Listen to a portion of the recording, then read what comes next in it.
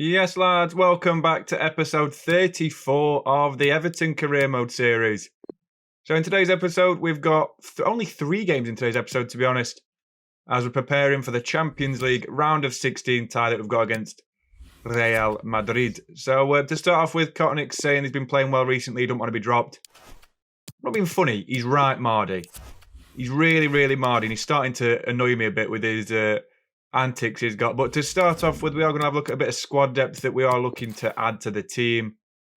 Pablo Gavi is someone I really wanted, not just as a thumbnail, but just because he's a Barcelona very young prospect who's doing really well. He's played for Spain and everything, and obviously we need the squad depth at the moment.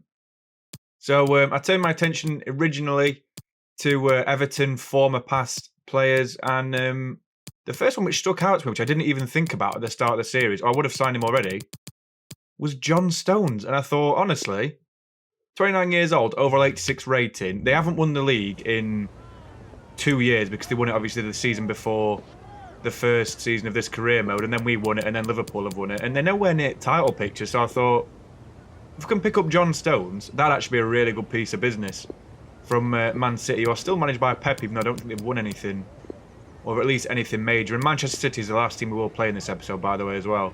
So we agreed £62 million fee, and John Stones looks to be heading back towards Merseyside. So I don't know what you guys think about that, but I think we need defensive cover, because we've only got 4 centre-backs, don't forget. We've got the usual trio of Ndicka, Godfrey, and of course Cunha. Then we've got Zubeldia on the bench. We've got other players who can play there, like Alan, but I really wanted a player just to give him one last hurrah or something like that, and potentially win the league, if not the Champions League, and see what we can do with that. So a double would be nice this season. We'll try and see what we can do with that. Obviously, we're out of the Carabao Cup and FA Cup already in the early rounds, but that doesn't matter because we're looking at the so-called bigger trophies, and John Stones should be a massive help if we can actually get this deal over the line. We're going to offer him a decent wage and sign-on fee, 150 grand a week. He's on 165 already. For an 86 rated centre-back, I think we've got money to burn, to be honest. We've got loads of cash, and they want us to improve the squad depth. We've loaned out a few players, which actually hampered the squad depth, but we need a couple of not mega stars, but players who are already proven, and a bit of youth just to make sure we can progress in this save. So we'll start with the first game of the episode. We see Declan Rice and John Stones warming up for the first game of the episode. We are against AFC Bournemouth. You can see the red and black in the background. We're at the Vitality Stadium, and obviously Bournemouth got promoted. I believe it was last season. I don't think it was the season before. I can't remember playing them last season, to be honest, but I can't remember, to be honest. But yeah, we'll see our team. Gobal starts in goal. Got a back 5 of Frimpong. John Stones making his debut. Jules Koundé, Evan Ndicka, and Callum Styles. The midfield, 2 of Renato and Rice. Then Richarlison's the captain. Zan Kotick leading the line after his good performance in the last episode, and Moussa Diaby as the winger. So very strong team yet again, and we'll see what we can do in this episode. So 11 minutes in, Richarlison finds Renato Sanchez. Kotick picks up the ball, looking for the finesse shot past Lopez off the crossbar. So unlucky. Then in the 17th minute, John Stones plays a beautiful crossfield pass towards Callum Styles. Now we're coming forward with the Hungarian left wing back. We're trying to look for the inside pass towards Kotick, who finds the pass, and Paul Lopez makes the save. Comes back out towards Diaby though. Quick pass inside towards Styles again, who finds Kotick, who shoots, and it manages to squeeze its way in. What on earth was the keeper doing there? Did it take a deflection? Because I'm not really sure. It's a nice finish by good old Zanny boy. But, I mean, the keeper, not really sure what he's doing with that. A little bit disappointing from a Bournemouth perspective to go behind already. But Bournemouth don't settle on that. In the 30th minute, they come down the line with Oliveira. Araujo plays it inside towards Nicholas, and John Stones comes through with an awful challenge. I can't believe he's done that. I can't believe you've done this. Honestly, it's such a weirdly timed challenge. I thought I'd timed it well, but John Stones goes in with the weirdest animation. Why would you go in like that? He deserved a booking, and it is a penalty to Bournemouth. We'll see if Kobal can bail us out. We haven't saved many penalties so far this series, and he's gone the right way and tipped it out for a corner. So extremely good save by Kobal. Kept us in the lead, to be honest. And it's a really well-read situation, which keeps us afloat in this game. But they do get the corner. Brooks takes it. David Brooks, decent player in real life. Obviously, Bournemouth back promoted now as well. But we do get the corner. Ricochet back from us. Diaby plays a through ball towards Zan Kotnik. Florentino can't keep up. He's got a chance on goal. Kotnik puts it onto the crossbar again. Big miss again. And just before half-time, Bournemouth retain the ball amazingly well here. Billing wins a header from Koundé. Comes back out to Araujo. And Benicaphobe, is it? Or is it Nicholas? He looks like Benicaphobe, to be honest. I don't know what they've done with the character model, but it genuinely does. Do you not think? I think that actually looks like Benicaphobe's. I think they might have just copied it. But yeah, it's a good header either way. But very disappointing. I just cleared the ball from kickoff because I'm really frustrated at the time. Really frustrated. Nicholas made it 1-1. I just couldn't tackle them. It was so frustrating. And you'll see in the rest of the episode it's frustrating to do that. But I digress. In the 55th minute, Richarlison plays a ball through to Kotnik, who turns his man again, gets the shot away, and it's another save by the keeper. Then right towards the end of the game, Kotnik against Lloyd Kelly. He gets past his man again. Fires it at the keeper. This is why we need Vlahovic. And we actually drop points in that game, you can see now. The 1-1 draw is confirmed. And it's super disappointing. Really poor finishing from Zan Kotnik. He actually hit the crossbar in that game as well for a third time. And it's just... it's frustrating. It really is. There's nothing I can do about things like that. And look at them stats, man. Come on. I said, hold up. Wait a minute. Something ain't right. And I mean, it's just typical FIFA gameplay. Like, I'd say we dominated that game. We hit the crossbar 3 times in a game. All from Zan Kotnik.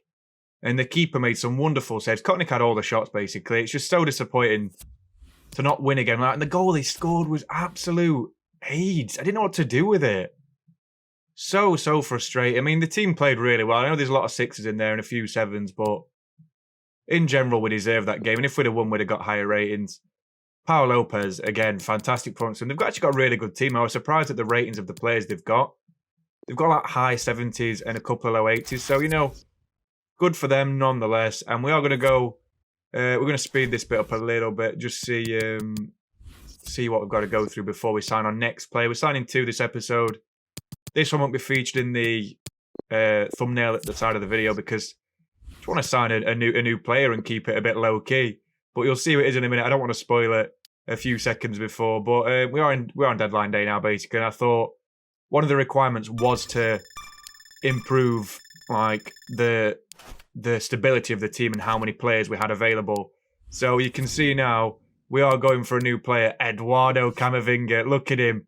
He was an 83 when we scouted him. He's now an 84. He's worth £55 million. He's got a stupid release code, which I'm not paying for. There are a few strikers that look decent on this. Like, Osimhen looks all right, but we don't need a new striker. What we're aiming for is a new box-to-box midfielder to take the weight off Declan Rice, Alan, Conor Gallagher, and, of course, Renato. So they're always asking for Moise Kean. What is it with Moise Kean? I know he's a good player, but come on. 68 million should be enough to prime away. 77. I'll just accept it. I've still got 70 million left. I'm not buying anyone else, but still got a bit of a budget left. £77.6 million for the sleeker Ancelotti. Why is he so thin? Like, Ancelotti's not a big guy at all, but he's not like a stick either. So, you know, I think an important squad role would be more than viable for Camavinga. I think he might be higher overall in real life in a couple of years because he looks like a baller, to be honest.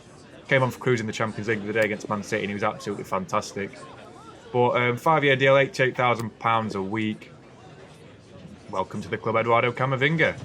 Honestly, that's a phenomenal signing. That I can't wait to try him out. I know he's left-footed. I know he's big in game. He's got the unique body type, and it should be an absolute joy to use him.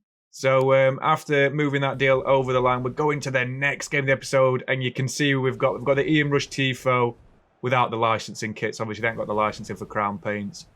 But we're at Anfield, and we're against Liverpool. Oh dear, this is going to be a very difficult game. This.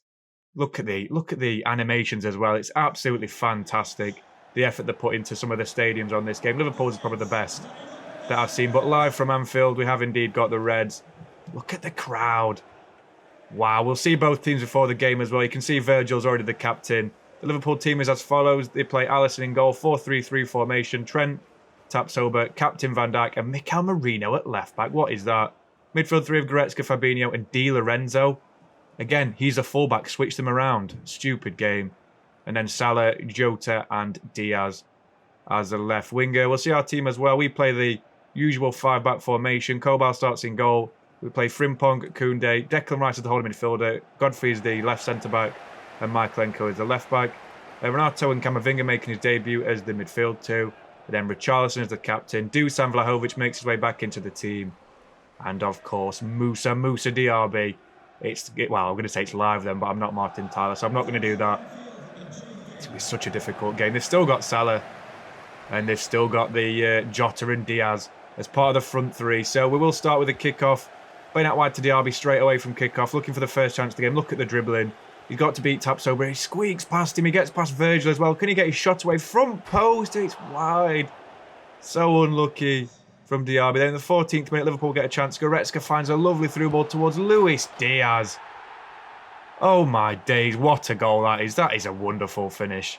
Luis Diaz absolutely hammered that. Kobal had no chance. Great finish. Liverpool are 1-0 up already. And then the 20th minute, they get another chance. Marino plays a through ball towards Diego Jota again. Looking to play it back towards Diaz. Quick 1-2. Jota with the chance, and that's a great save by Gregor Kobal. Wonderful goalkeeping from the Swiss number one. They do get the corner, though. They are looking for the short ball towards Mo Salah, who turns his man front post, cross straight away. Tapsoba wins the header, and that is another fantastic save by Gregor Kobal. In the 32nd minute, Diaby's played through, looking for the ball back post towards Vlahovic, who hits it on the volley first time. I know he's only 5 yards out, but that is a tremendous finish. The Lautaro Martinez celebration, it's basically the Vlahovic celebration now. He's taken custody of that. That is a wonderful ball by Diaby. And the finish from Vlahovic, honestly second to none. Tapsoba didn't read him at all. And that's a great goal to put us back into the game at Anfield. And then just before half-time, we throw the ball out. Trent intercepts it, comes out to Goretzka. They're looking for the pass inside. Salah straight to Jota, who gets the luckiest ricochet. 1-2's it with Salah. I hate this game sometimes. I absolutely hate it. I hate it. I'm out. Honestly, we call ourselves the clean sheet kings in the other episode. We're just not anymore. We're conceding so many goals. It's so frustrating. But we are 2-1 down going into the first half. Diaz and Jota made no mistake with their finishes. Vlahovic wasn't bad with it either, but we have to recover from that. So 55 minutes in, Vlahovic has played through, gets really lucky, finds Richarlison with the pass. Tapsoba and Van Dijk are nowhere near him, and he fires it past Alisson to put us back level in the game. Great goal by Richarlison. The little breakdancing routine comes out. This is why people don't like Richarlison, because he does stupid stuff like this. It's a great goal, though. Vlahovic does really well in his hold-up play. Gets another assist. And the finish by Richarlison is absolutely commendable. It's fantastic, to be honest. And he made no mistake against Alisson. So, not bad there. And in the 67th minute, Liverpool get another chance. Salah's coming down the line. Chips in towards Diaz, who somehow gets the luckiest ricochet. Backheel towards Goretzka and Jota. Two players were in front of the ball then. Couldn't stop him scoring at all. So frustrating. Jota scores. And while we're here, we're going to bring off Diaby for Kotnik. Quick substitution. Diaby's out of puff, to be honest. And then straight from kickoff, Kotnik's going to run at Trent and Tapsoba. Quick 1-2 with Vlahovic. Gets past his man.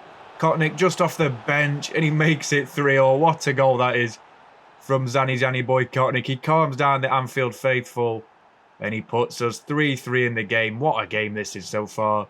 This is a wonderful game on Anfield, to be honest. Really, really close and tight game, and Liverpool have got lucky with their goals, but we have scored some really nice goals indeed. And then right at the end of the game, Sanchez picks up the ball. Gallagher hits the shot, and it's a good save by Alisson. And we get the corner in the final dying embers of the game. We're looking for the cross in the middle. Richarlison takes it. Looking for Jules Koundé in the middle, who gets up well, but Van Dijk wins the header. Kotnik comes away with the ball now, but Fabinho heads it clear. Kotnik back out to Sanchez now. We're going to try and get another shot away. It's blocked by Liverpool again. Gallagher plays the ball, gives it away. And that is all she wrote for that game.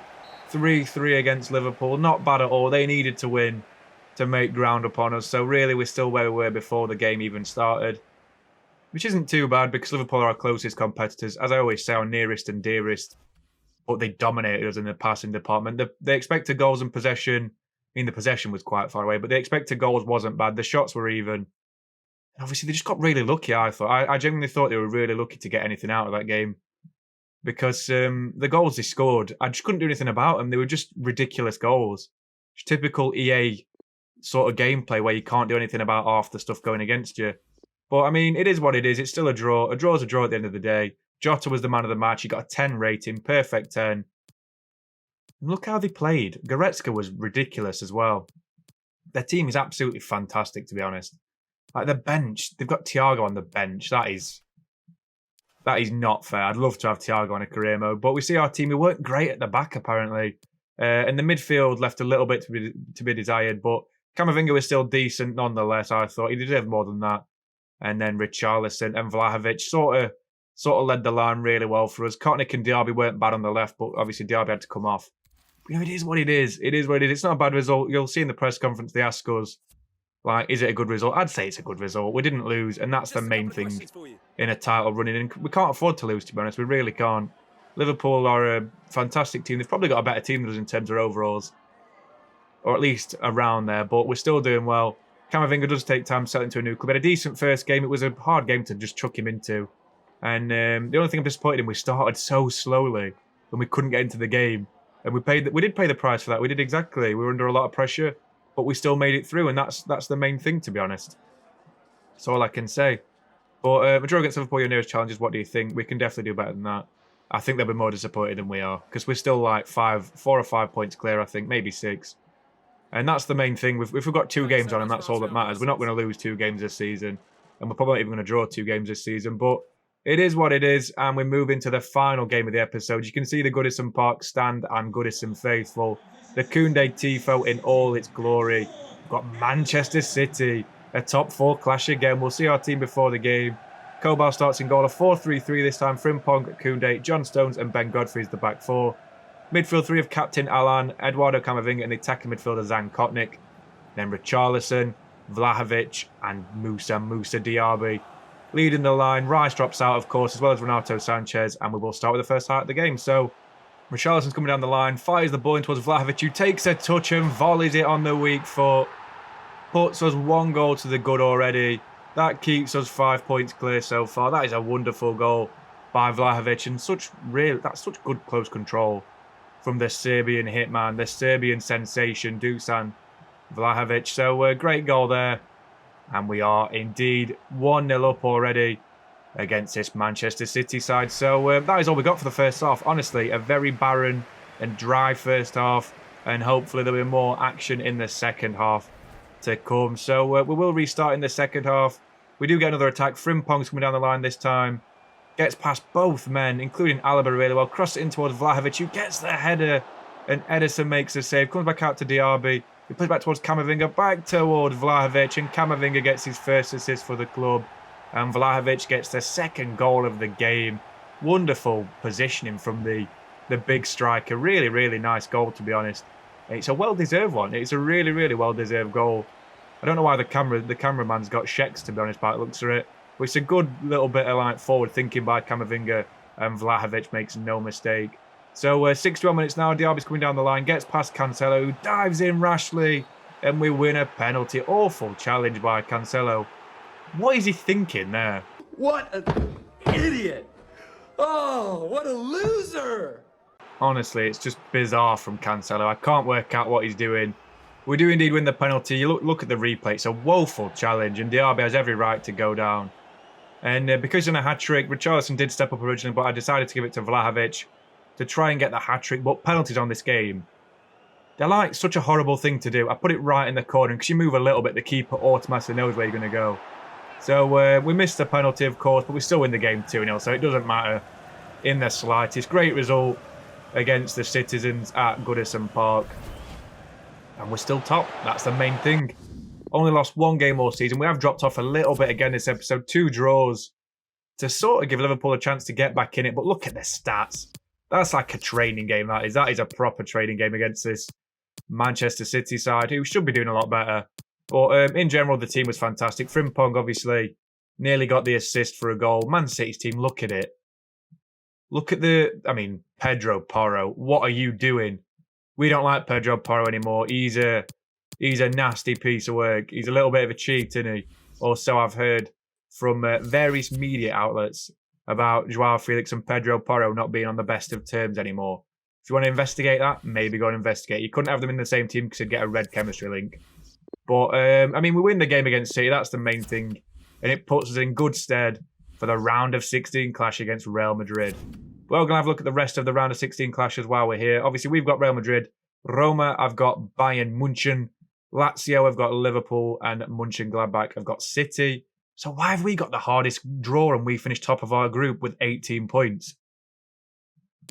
So unfair. This game's so scripted. But the other round of 16s, Chelsea v Atletico. Chelsea won the first one 4-1. Atlanta v Atletico 1-1. Ponte Calcio beat Galatasaray 2-1. And PSG beat Barcelona by 1-0. So interesting draws, to be honest. Not too bad for the rest of them. But obviously a hard draw for us as we won the group and got the worst draw. We'll have a quick look at the table while we're here. We are still 5 points clear of Liverpool. Obviously, we've won more games, drawn one less, and actually lost one less. We've still got the massively superior goal difference. We've conceded 20 goals in 26. That's a good record, isn't it? And scored 66. So we've scored a bit less. We've still conceded a lot less. And then the bottom of the league is as follows. Are we going to have a look at the bottom of the league? Millwall, Newcastle, and Villa. Still bottom of the league. There's some good players in them teams. Maybe apart from Millwall, but Newcastle have got some cracking players. But I digress. That's all we've got for today's episode. We'll have a quick look at the league table, not the league table, the top scorers while we're here as well. I believe Salah's still the top scorer with 16 goals. Havertz has got 15. Vlahovic is now on to 15 league goals as well. He's played so many games less. And he's still doing really well. Vlahovic is the top assister as well, followed by Sanchez and Richarlison. And then Kobal is dominating the clean sheets. 4 clear of Alisson with 12 games to play. Obviously, Diaby's up there as well, along with Mikel Merino. So we'll have a look into the next episode. We've got the away game against Real Madrid to start off with in the first game of that episode. So that's going to be an interesting game away at the Bernabeu. They always beat us, whatever career mode I'm doing. Then we've got a home game against Southampton, a home game against Manchester United. That should be an interesting game. And then their home game to finish off that episode, Real Madrid, to hopefully progress in the Champions League. That's going to be horrendously hard, that. Hopefully we can do it. That'll be the main talking point of the next episode. But I really do appreciate you watching, guys. Please like and subscribe. I really appreciate all the support. And I'll catch you in the next episode of the Everton Career Mode very, very soon. Cheers.